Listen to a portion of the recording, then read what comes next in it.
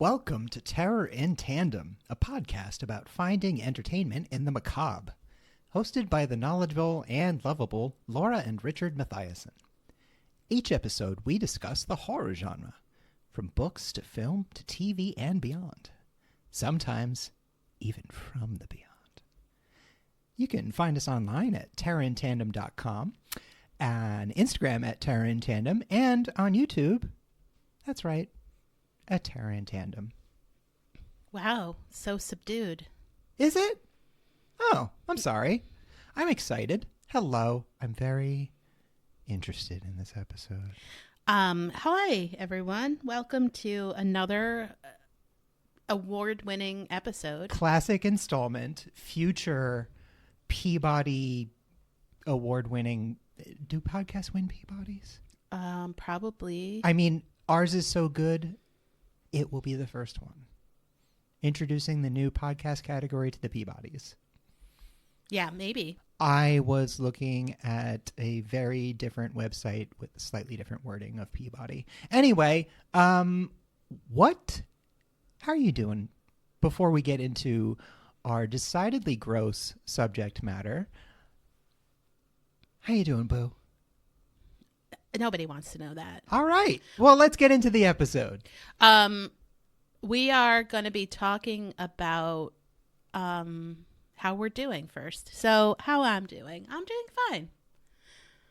Spring is sprung, and then it went back to winter real quick. Oh, it's freezing right now. It's like 20-something degrees. Wherever you are. It Yeah. could be nice. It could be cold. It could be wet. It could be dry. Sorry to be Northern Hemisphere centric. I mean, how's the weather where you are? Because really, that's all we this really is what care it's all about. Yeah, you, the listener. And the weather.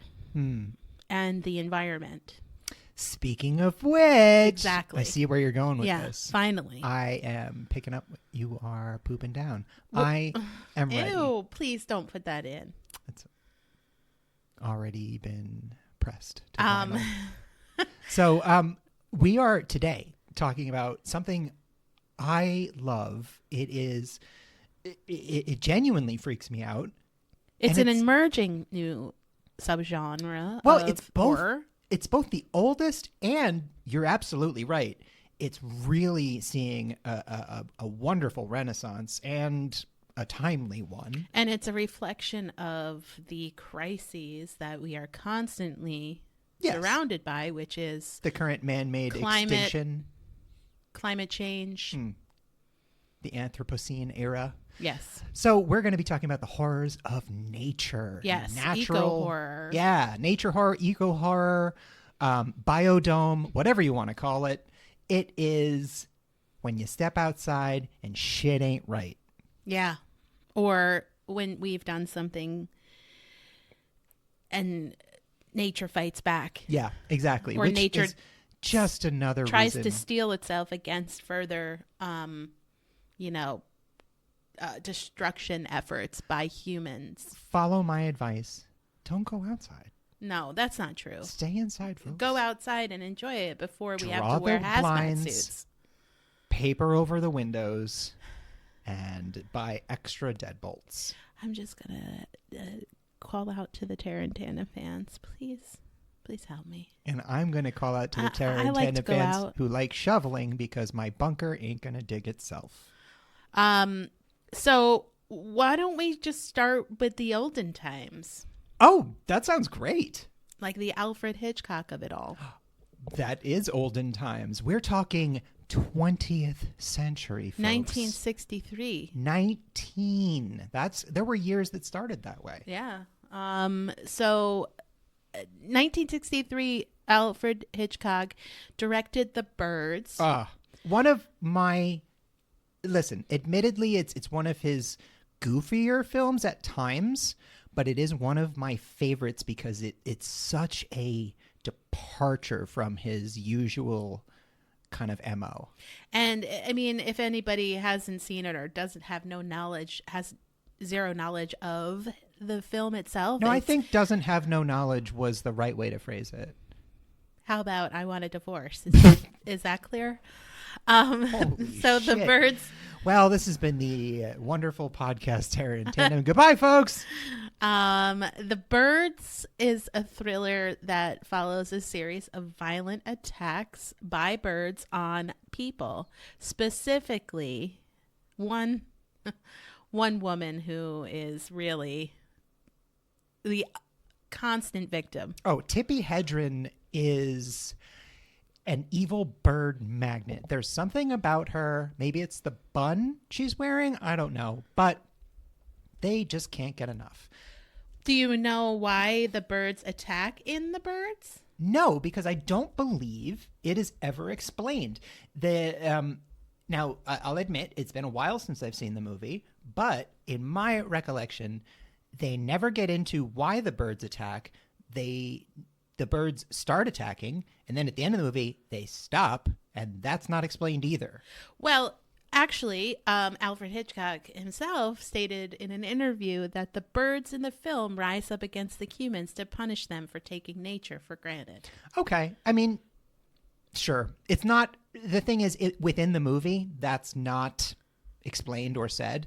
That's certainly an overt theme of the movie, but it's not like there's a moment where someone says, yeah, it was an atomic test and a bunch of seagulls flew through the dust and now they're nuts. I mean, basically, the point is that even back in 1963, Alfred Hitchcock was making a commentary on humanity's failure to protect nature and how nature can fight back. And we have seen that in real time with a lot of more climate events that are more disastrous and destructive. Increasing severity, frequency, and duration of superstorms. Yes. Yeah. Also known as geostorms, if you're Gerard Butler. Yes. Got to watch out for. I'm constantly worried and looking out for geostorms. Honestly, every time I say I'm going for a walk, I'm actually pacing the neighborhood with specialized equipment looking for a geostorm. What is a geostorm? That's another episode. Yeah, I mean, we're not going to talk about that. But we are going to talk about how The Birds opened up the thriller horror genre to explore more bio or nature themed horror like Jaws, like arachnophobia, like chime in here with any examples. Oh, Slugs is another one. Infestation, Kingdom of the Spiders. I mean, they're endless. And a bunch of ones we're going to talk about today, how as a response to what is happening in our nature culture has been fodder for these films. Yeah, horror has always been, at its best, a reflection of the current sensibilities, societal concerns, basically what's on our mind, what we can't stop thinking about. And what we're really afraid of. Yeah, and especially with the younger generations who seem to be grasping this concept a lot better than their disappointing elders, is the absolute existential crisis of literally burning the world to a crisp. And as we spoke about in our very first introductory episode of why and what horror really scared us when we were young, I think that we're hearing that response of what the climate, not just the actual nature climate, I want a shout but what out. the viewer climate is demanding, which is more eco-horror. And we've seen more eco-horror in the past 10 years than we have before. Shout out to Gen Z. I want some solidarity, express some solidarity with you, because we were getting made fun of for worrying about global warming in the early 90s. Well, we and all being stopped told using we were stupid and aerosol, hair Aquanet. Yeah, you're welcome. Because of the ozone layer, but nobody talks about the ozone layer anymore. Yeah. What happened to the ozone layer? tune into our upcoming episode, The Horrors of Ozone. But I do want to say, don't be disappointed, because we're not going to be talking about all the bugs and the bats and the rats and the snakes and the spiders and things like that in this episode, because that is also nature horror and eco horror and things like that. People. We are going to be making their own episodes. We're going to be with milking these creatures, and I have to say, spider's teat. It's going to be a real sacrifice on my part. Yeah, Laura, co-host beloved Laura, is I'm already sensitive. itchy just talking about the spider episode. Anything that swarms essentially is an issue. Also, body stuff. So yeah, which I really went out on a limb go for together. you all. They kind of go for together. This episode, I dove in to infected waters. Me, on the other hand, I'm a disgusting perv, so I have no problem with all this crap. I don't think you should say you're a perv. Well, I didn't mean like a sexual pervert. I just meant like now everybody thinks it's sexual. I'm a deviant. Yeah. God, there's no good way to say it. I am gross. Registered. Son of a damn bitch. it. You know what? I like horror. Why don't all you right? talk about Tippi Hedren? Anyway, yeah, I've got a Tippi Hedren story. So I love the Bet birds. you do, you perv. Two things. I brought this on myself. Two things about the birds. Number one, I do want to call out a specific scene. There's this scene where the survivors are holed up in the school and they see this traveler, and it's 1963, so it's a man in a big ass car and he's in a full suit with a hat, because you can't drive down the road without putting a 3-piece suit on. So Nicolas Cage can't. And rightfully so. So sometimes that 3-piece suit is like a clown suit, but anyway, he pulls up to the gas station and everybody starts yelling warnings at him from the school because the birds have caused damage and there's gas leaking everywhere. So this guy looks over and he sees this group of people screaming at him from inside the school, but he can't make out what they're saying. So of course, as you do when you're pumping gas, he lights a cigar and takes a comically long time to do it. And, Alfred Hitchcock is the master of the intercut. So you see the gas coming towards him and the people screaming. And but it's so drawn out. And I just would love someone to cut that scene to like a slide whistle or like a ba-doop, ba-doop, ba-doop. Well, that's because he does explode. That's why those signs are up. Yeah, he explodes. But the Tippi Hedren story is when co-host Richard was 19, I went to a Alfred Hitchcock symposium where I got to meet Teresa Wright from Shadow of a Doubt and Tippi Hedren. And I was so nervous, and I told her I loved her and that I was a huge fan, and she was really, really kind, but I was like stuttering and blushing. And listen, this was in like the 90s or maybe 2000. And she was stunning and very interesting and very cool. And she was totally game to talk about the horrible experience that was filming the birds when Alfred Hitchcock was literally throwing live wild birds at her that were scratching her face. Jesus. Grandmother of Dakota Johnson. She's still alive. 94 years old. She's a wonderful actor and a wonderful woman, and I know she listens, so I just want to say I really loved meeting you. We're tipping our hat off to you. Perfect. So as we talk about the eco horror, nature horror of this episode, keep in mind that you can watch M. Night Shyamalan's The Happening. We will not be talking about it. You can watch it. But should you? And the answer is yes. Yes, you should. Just not for like, But it is a pretty good representation of it. It's a hilarious watch. Eco horror. There needs to be a new category of the Oscars for Mark Wahlberg. Yeah, just the most Wahlbergian performance. The icebergian. He really hit the marky mark on this one. That's a good one. Thank you. All right, now let's move on. All right. To what people are really here for, which is content. Oh, God. So there are a lot of films and TV shows that are now diving into this topic, but we wanted to take you back a little bit to some of our favorites. And why don't you give us a start off with one of your favorite nature horrors? Sure. And why? Well, yeah, I want to say that mine, all of my choices, and I think a lot of eco horror has a sort of common theme to it. And that is that nature is cruel and uncaring. And by that, I mean life is interested in propagation, persistence, and change, evolution in the service of propagation and survival.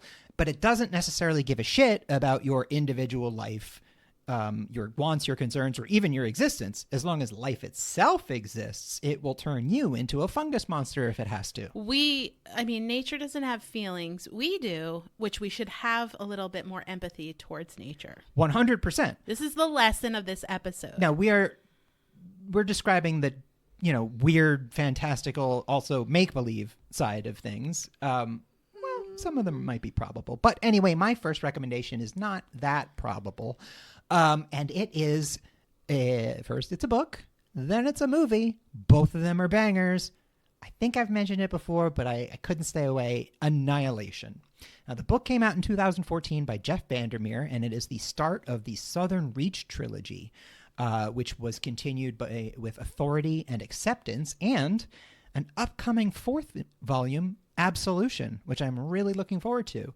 But Annihilation is by far my favorite. It is a beautifully vague, psychedelic, strange body horror tale of basically there's this section of the South in America that has been cordoned off because like an alien presence is there that has become that's started rewriting the DNA of everything in it. So it's like, I think it's called the exclusion zone.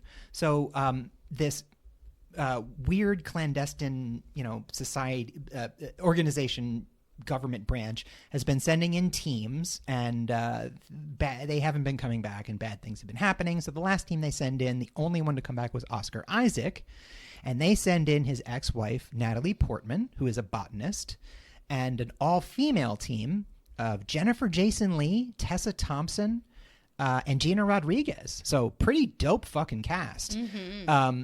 So this team goes in, and I need to give it up for both Jennifer Jason Leigh, who has been crushing it for like 40-something years now and is still just fantastic. Check her out in Existenz, everybody. David Cronenberg. So also Natalie Portman. Wow. I love it when she does genre work that isn't Attack of the Clones. But she is so good in this movie because the botanist, that's her only moniker, is cold and not necessarily a sympathetic character. She's not evil and there's nothing wrong with her, but she is more connected to her scientific studies than she is the people around her. Mm-hmm. And that's a really interesting character to follow. But anyway, the horror of this is once you enter this zone, this weird, unexplained alien presence starts fucking with your genetic code. There's a boar that screams like a person. There's someone who starts growing vines inside their body. Stuff like that. One guy turns into like a lichen, basically, just moss and lichen. It's very disturbing, the idea of having, what is more invasive than having the very foundation of your atomic structure being rewritten? There's that loss of control, that sense of cosmic insignificance is pervasive in this movie. It's also got a banger of an ending. It differs a bit from the book in a good way because the book is the start of a trilogy. The movie was always intended to be a one-off, and it really works that way. They do not need to and should not make a sequel to this. I can't recommend Annihilation enough. If you don't feel like reading the book, watch the movie. The movie, directed by Alex Garland, came out 2018. Now, Alex Garland, we all know and love. He's made some of our favorite shit. 28 Days Later, Ex Machina, the upcoming Civil War, which looks terrifying. Yes, scary. This one, the real horror here is not just nature, but nature with this sort of supercharged variable, this alien element that it doesn't make space creatures or anything. It takes what's there and it rearranges it in ways that are very disturbing to look at, because we are used to seeing the natural world as we know it and as we understand it. So when you see a creature that sort of looks like a boar, but it screams like a human person, that's worse than like a completely alien monster that doesn't look like anything you've ever encountered before. In the scientific world, species must move, adapt, or die. Absolutely. And so we are seeing all things making all species making those decisions constantly. And in your Annihilation example, they are obviously adapting to the new environment and climate that they are. Well, what makes this so horrifying is you're essentially seeing hundreds of thousands of, if not millions of years of evolution happening in moments. And that is disgusting. Yeah, of course. Yeah. Well, look, I know I've gushed about this, but it legit is a modern classic. It's one of the best science fiction horror movies, one of the best eco horror movies, flat out one of the best horror movies of the last 10 years. Just, it's God tier. Watch it. So my first that I'm going to chat about is from 2008 called The Ruins. Oh, I love this one. Underrated. Yeah. I mean, listen, it's definitely body horror. It's gnarly. It is. Yeah. It's starring Jonathan Tucker from Westworld, Jenna Malone Maloney. Love Jenna Malone. Donnie Darko, obviously, Hunger Games Catching Fire, and she's in Love Lies Bleeding. I can't wait to see that. Yeah. And Sean Ashmore, one of two Ashmores, twins, Aaron and Sean. And Sean is in The Rookie. He voices Alan Wake in Alan Wake Part 2. And it's the other half of Aaron from Lock and Key and Veronica Mars, among other things. Yeah. Which one was Iceman? I think Sean was Iceman in the X-Men movies. Pretty sure it was Sean. I think it was Aaron. Oh, fight. So the opening to this film shows a expansive, beautiful rainforest. And then we go in closer and closer and we see a resort that's filled with students on spring break, drinking and hanging out around the man-made pools, celebrating their last college spring break. Only good things happen after a scene like that. So that scene alone, the director is obviously saying, I want you to focus on what people have done to the environment. Oh, yeah. I love the establishing, look at these douchebags. And it's a cyclical movie, which I'll get to in a minute, because of how it starts and how it ends. That's what a cycle it means. Hey, thank you. So 4 American friends. Put the Rogers away. 4 American friends decide they're going to follow a fellow traveler to an archaeological dig in the Mayan jungles of Mexico. When they encounter this secret Mayan temple that has been hidden, and they attempt to climb, photograph, and explore, hostile villagers come out of the forest with weapons and kill those who attempt to move away from the temple. Yes. Now, we've mentioned this a few times. If you, in your travels, come across a ancient, haunted, indigenous temple of any culture, turn around. I mean, if it's not part of, like, the tourist map, or you have to move. I'm saying like it's undiscovered. Rubbish in like order you just to get to it. You just macheted through a vine, and all of a sudden there's like a stone demon face with moss on it. You can go, but you might not come back. Yeah. Well, just like don't. Yeah. So when this the film goes on to teach everyone that when they come in contact with the vines surrounding and inside of the temple, they are being reclaimed by the environment and the ecosystem in order to thrive. So these That's vines... a very nice way of putting it. Oh, well, yeah, that's what they're doing. Yeah, I mean... It's not the plant's problem. No, I'm saying it's a very non-gross way of putting it. Yeah, I mean, I'll get into like some more specifics in a minute, but essentially when they arrive, the vines on the outside, although alive, are, you know, pretty muted and not really. They're more like vines that you would think of ivy crawling up someone's house.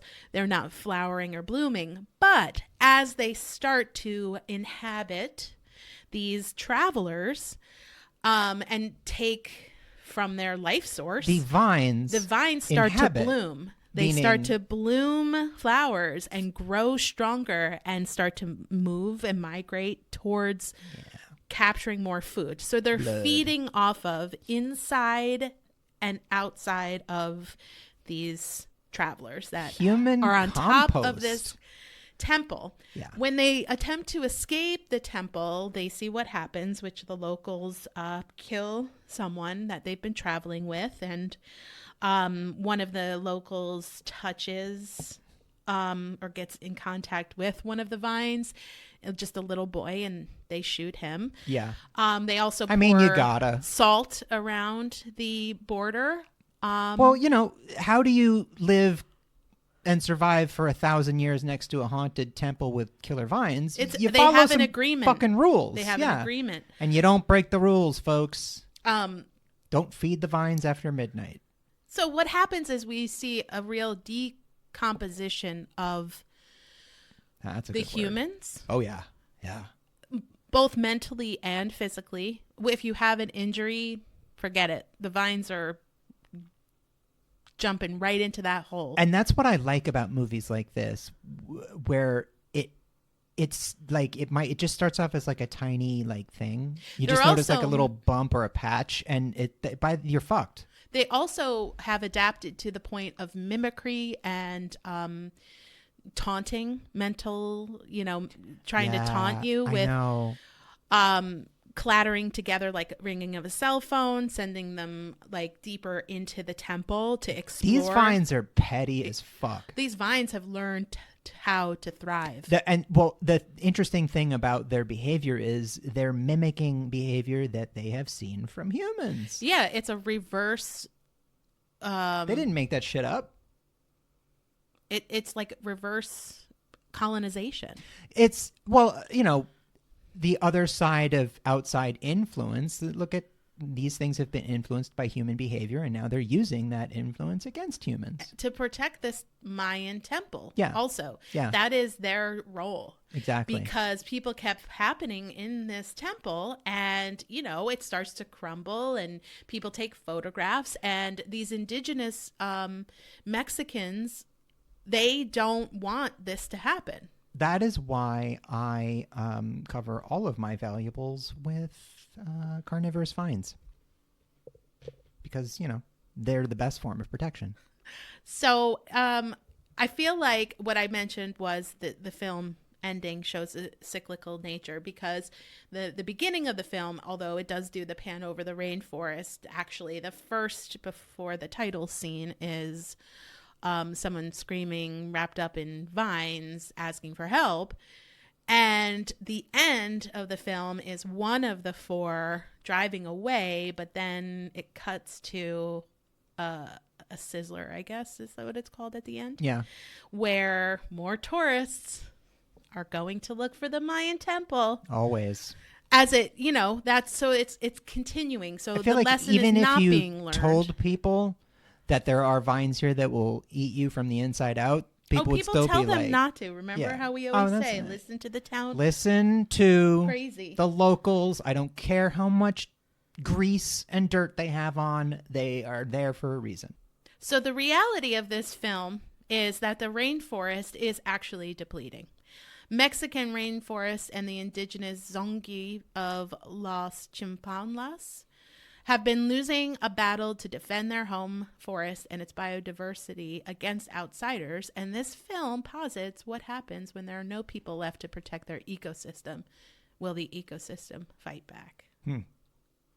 I mean, there are times where you maybe watch somebody buy it in a horror movie and you're like, well, that was pretty brutal, but I also don't feel that bad. Yeah, when you start to learn the truth behind why some of these films are made and the reality of nature, because you can't really dislike nature. They're not, I mean, you cannot like being out in nature and bugs and things like that, but that's why we are all here. Yeah. Because of our surrounding environment. An ecosystem. Yes. Yeah, absolutely. So it's almost an extension of you taking care of your physical body and your life and your lifestyle. That's part of it. So, but we all have to do it together. It's not a singular effort. It's a group effort. Yeah. Unfortunately, I think we're all deeply in the finding out phase of the experiment with nature. It's hard not to go deep with this subject. So I'll keep it a little bit lighter when we get back from our commercial with some more eco horror.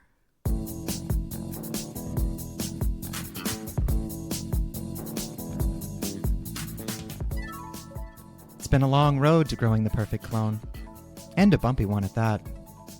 Sure, you've made mistakes. The path to greatness requires breaking a few clone eggs, after all. But now that you've got your genetically identical assistant in place, the question remains, what to do with all the hideous corpses of your failures? Well, why not call Boys from Brazil Clone Disposal?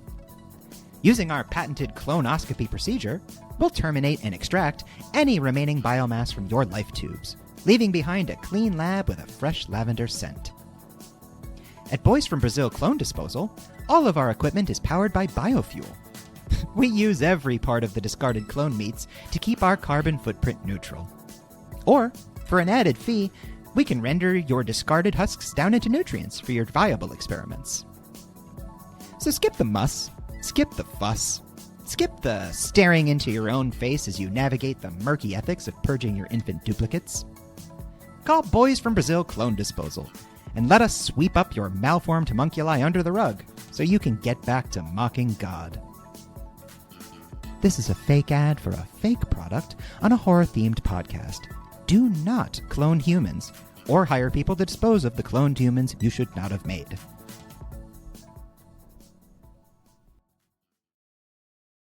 Having fun? I am. And I hope you are too. I hope you use that product all over your face. I go next because it's me and it's my turn. And my next one is by one of my very favorite directors working today. Of course, I'm talking about the UK's own Ben Wheatley. Oh, right. And this is 2021's shot during the pandemic lockdown, In the Earth. I love this movie. Now, like a lot of Ben Wheatley's best films, I understand it's not for everyone. It's not for me. Yeah. I mean, it's not for me. It's out there. It's weird, and it doesn't spoon feed the plot to you, but it's all there if you watch it. It really is. And we're going to get into it. So now, Ben Wheatley has directed some of my favorites, Kill List, A Field in England, Sightseers, some absolute bangers. And he's also directed The Meg 2.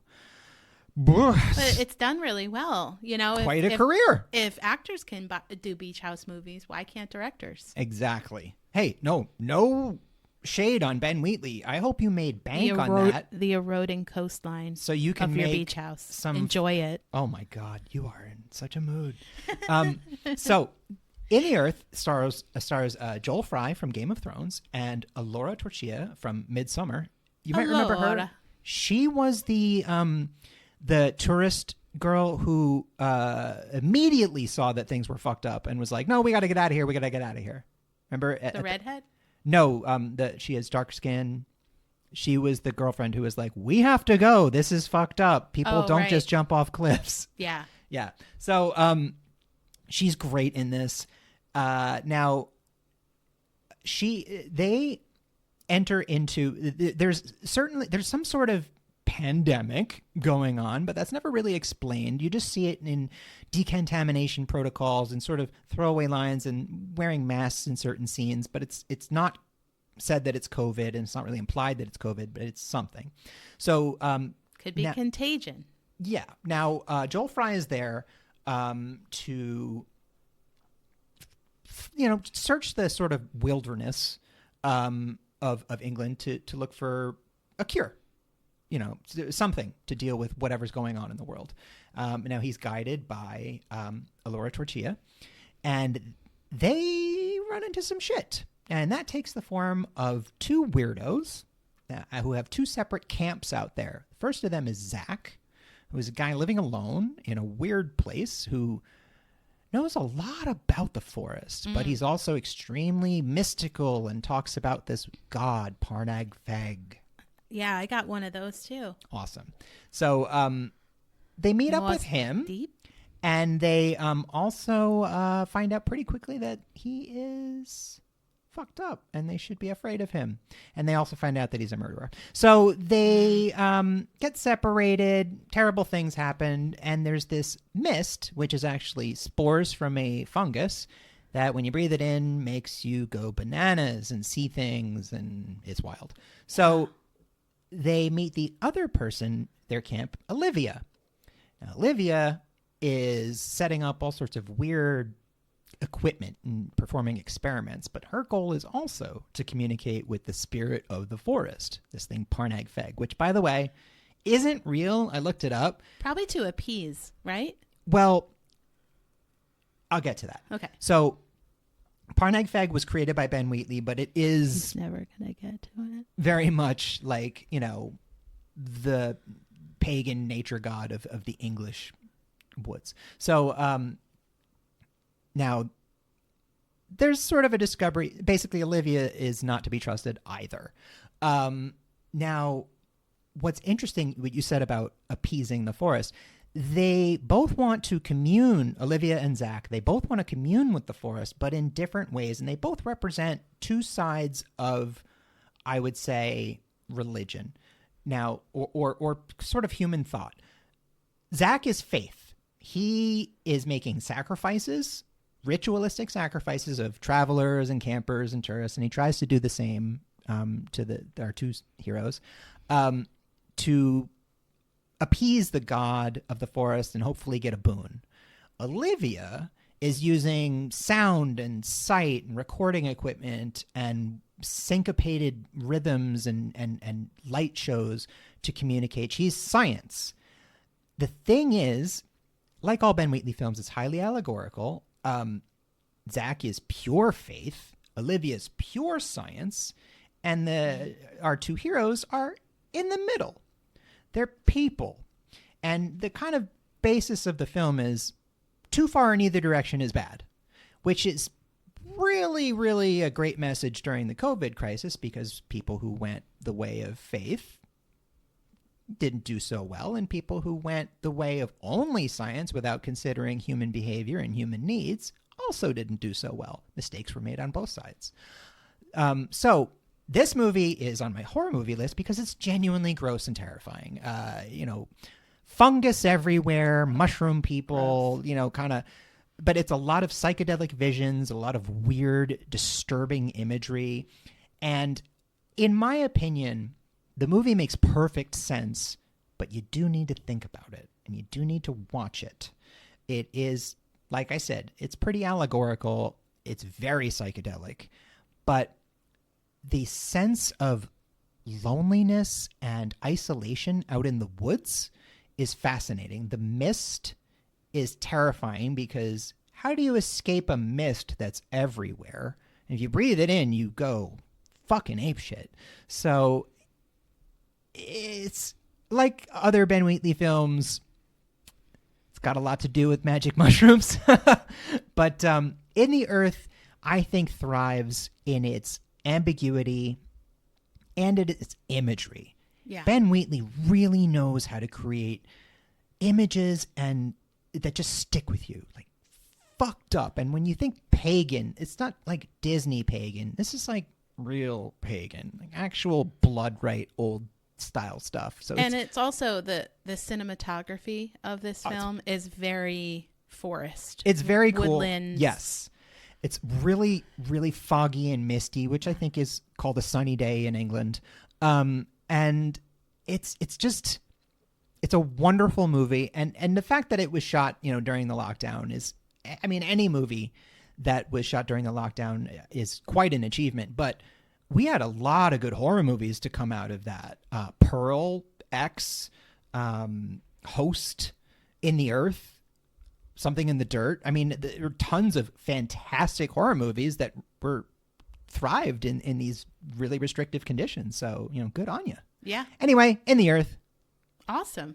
2021, Ben Wheatley. My next is another movie called The Bay. Ah, yes. From 2012. I was so surprised you watched this. And if the tagline for this movie could be the opposite, sort of, not the opposite, but the follow-up to the Jaws tagline, which was, "You'll never go in the water again." This movie should be, "I don't think you want to go into the water ever again." I think it should be, "Learn to survive without water," because water's off the table now. So anyway, The Bay, 2012, documentary style found footage film, and it's directed by Barry Levinson, who is not a horror film director. He directed Rain Man and Wag the Dog, two great films. Yes. Not horror. No. But he felt it was really important to make this film. He's right. He was asked, actually, to make a documentary of this topic. And I'll get into that in a little while. But I want to first talk about the film itself. So it's starring Christopher Denham. He was in Argo and Shutter Island and Oppenheimer most recently. Do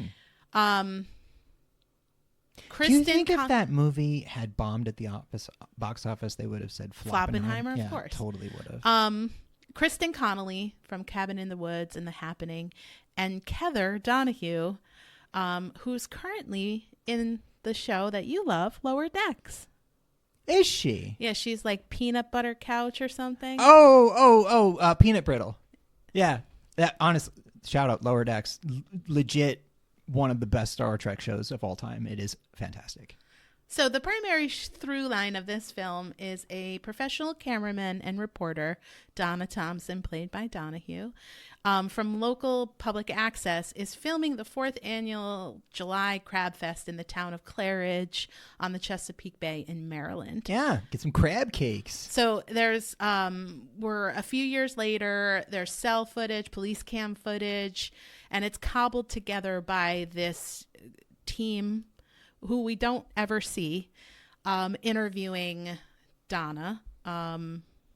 She's the only one that's ever interviewed on camera, although she does say there's others. Yeah.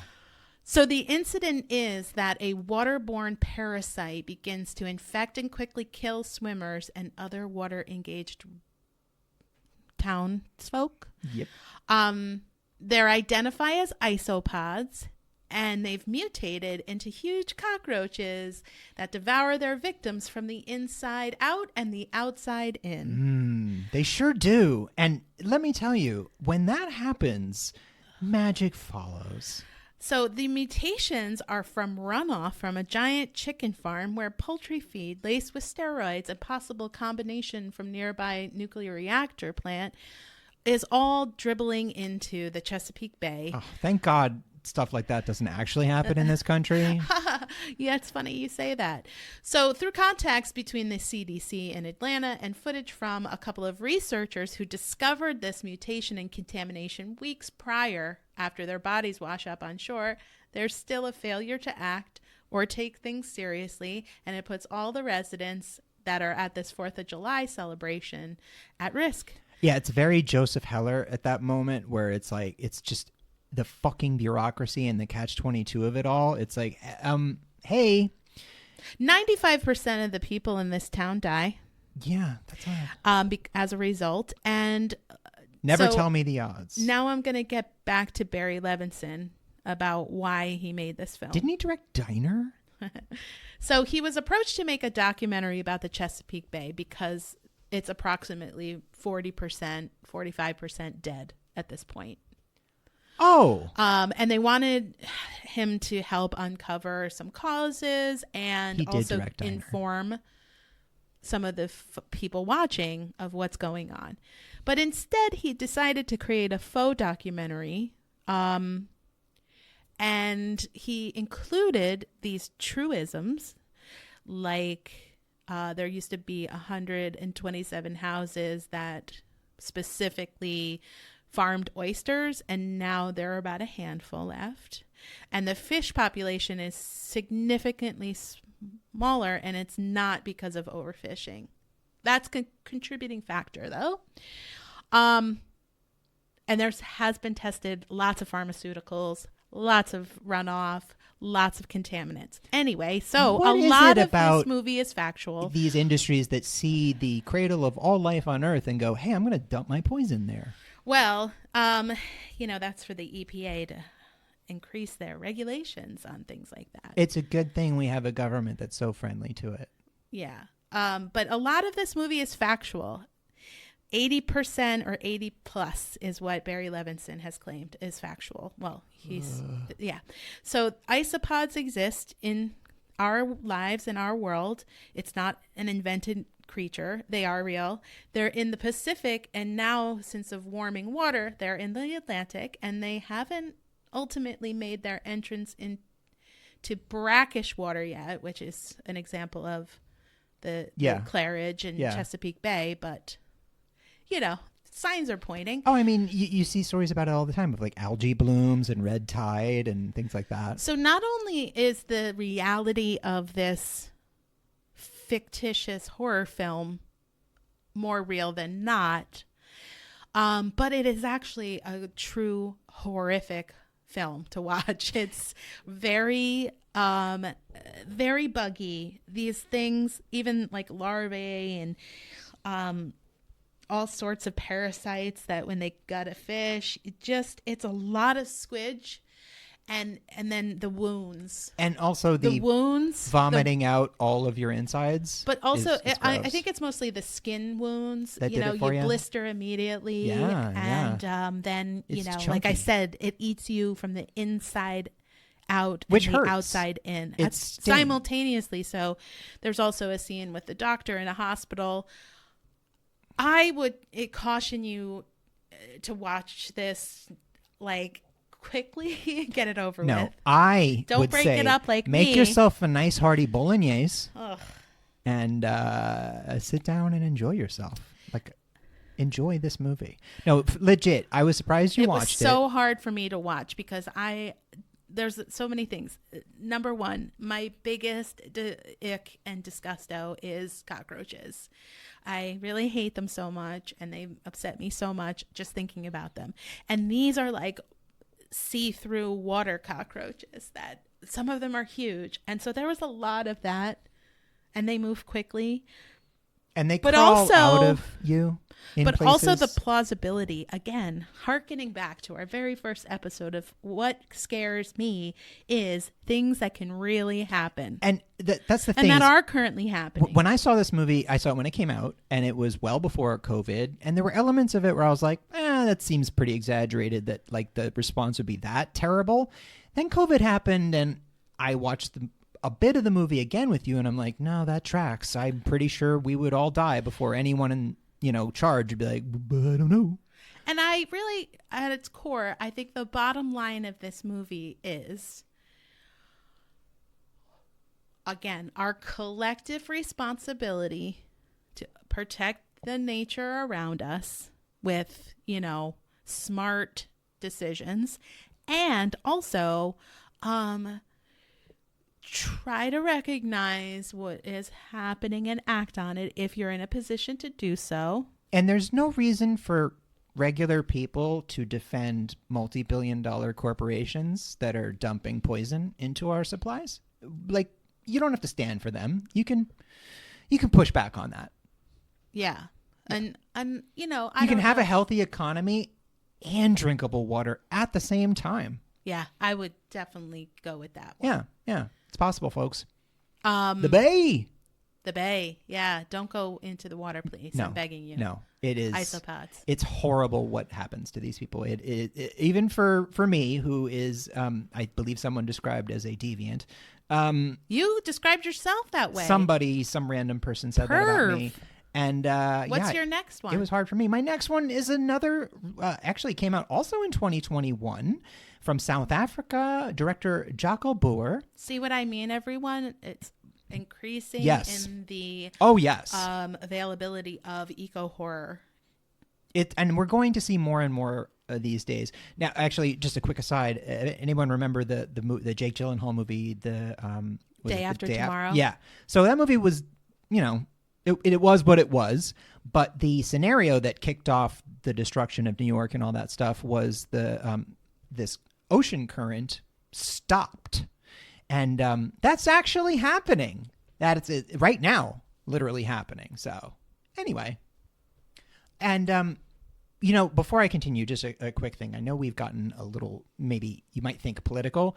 This isn't about politics. It's about passion and life. And it's about life itself. So if you are a liberal or a Democrat tooting around in a private plane and, you know, chucking your plastic, fuck you too. It's not about what side of the spectrum you're on. It's how you treat the earth. Yeah. That's what we're talking about. And each other. Let's just put that out there. We are of the earth and on it. So, yeah, we should be nice to each other, too. Anyway, Gaia. So it will destroy us from the inside out and outside in. Now, Gaia, of course, is the Greek name for Mother Earth itself.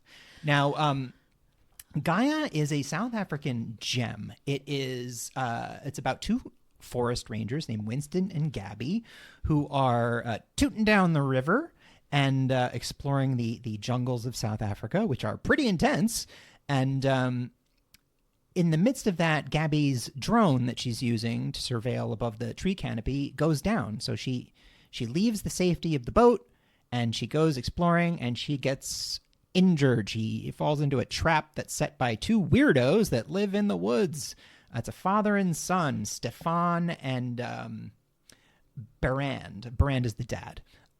Now, they take her back to their hut, which is just great. And, you know, she's pretty injured. And she finds out things about them. The father is, first off, the son has lived there his whole life. The mother died of cancer and is buried out there somewhere. And the dad is nuts.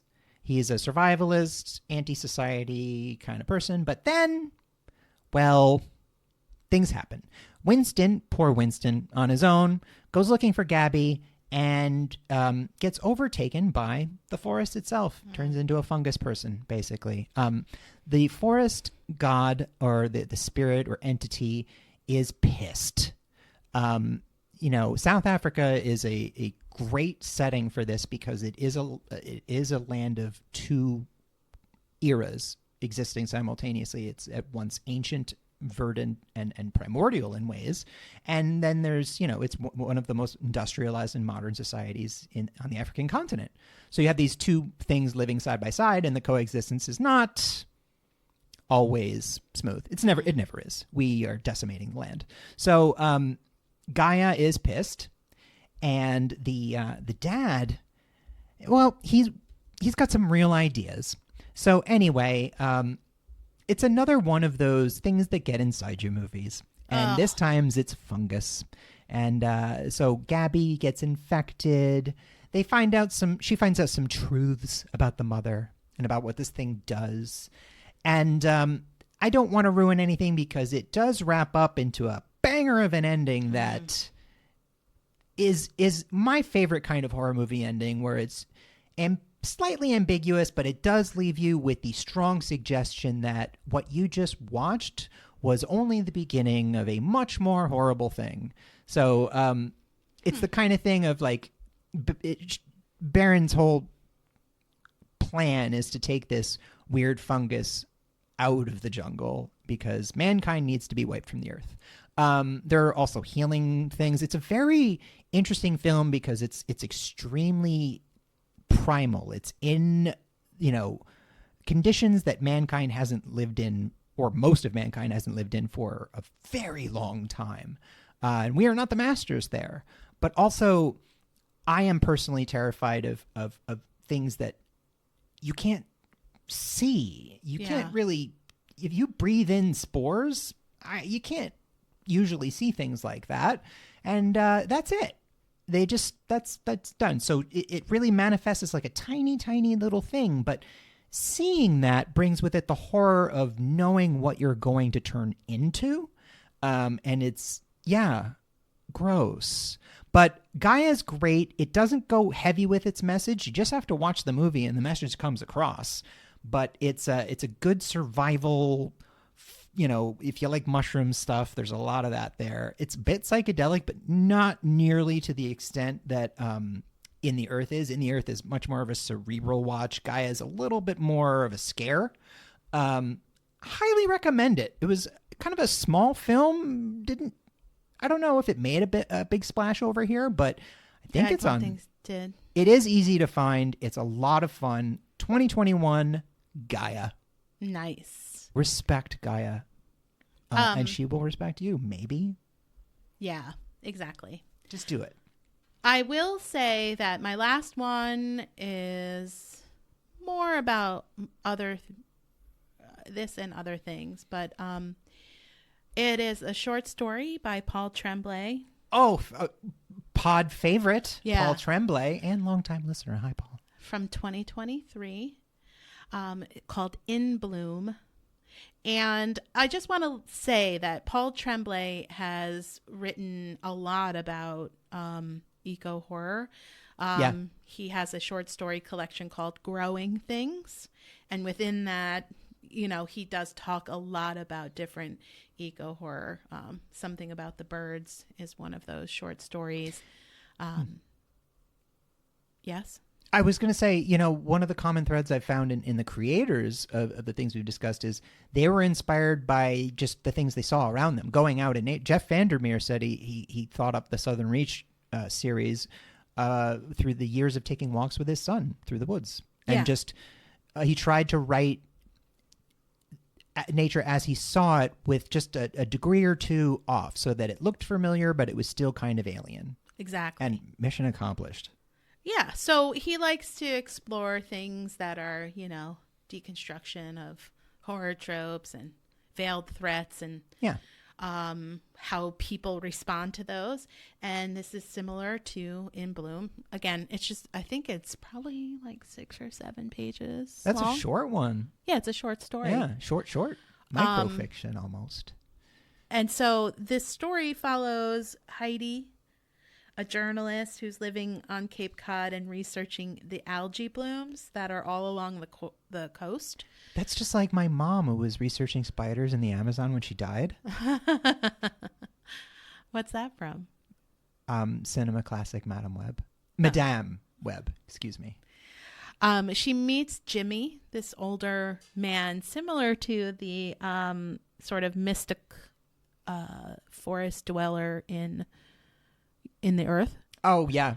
It's sort of unclear whether he's crazy or actually just a nice, educated older man who knows the landscape really well. Think about it. If you had access to knowledge no one else did, it's pretty indistinguishable from sounding crazy. I mean, he's telling this story to Heidi all about his experiences with this biogenetic algae. Oof.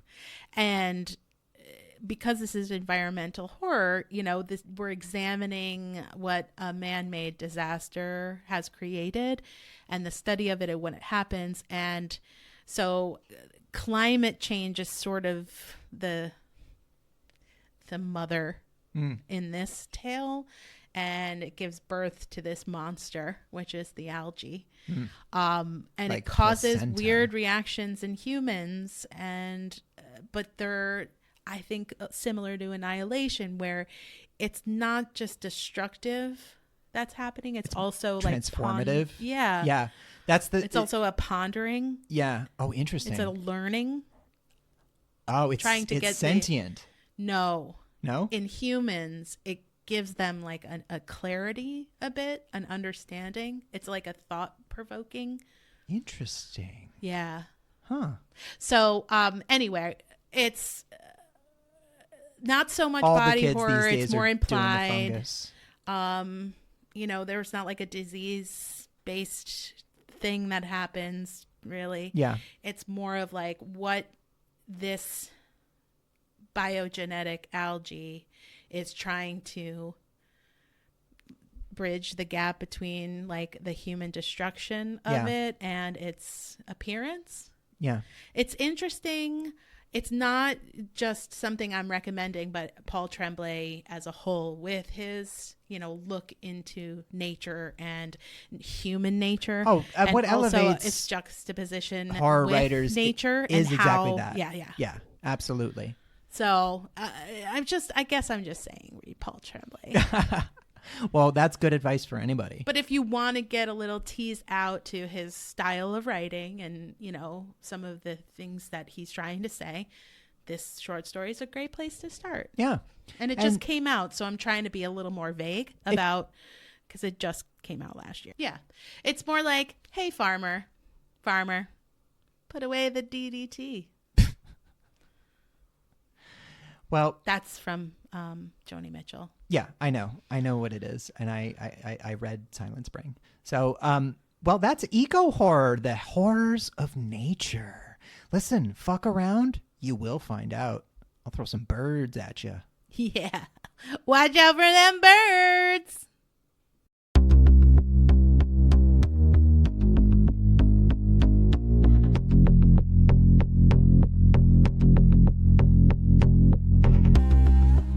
Terror in Tandem is written, produced, and recorded by Laura and Richard Mathiasen, and edited and mixed by Richard Mathiasen. Our theme was written and performed by Carrie Denver, and all other music was written and performed by David Suspanic. All opinions expressed on this podcast are our own and should be taken as such. Thanks for listening, and please remember to give us a like, a review, and subscribe wherever you get your podcasts. See you next time. We're standing right behind you.